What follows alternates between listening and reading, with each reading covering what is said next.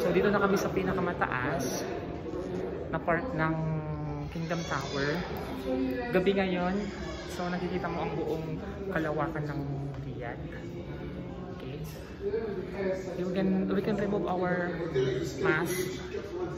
Okay. So ayan, papalit-palit siya ng ano.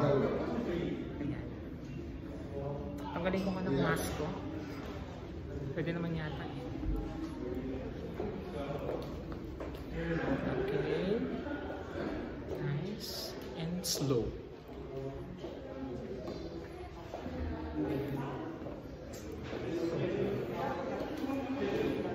Here you can see all. Sobrang laki. Ayan. Nagbago na naman ng kanilang lights.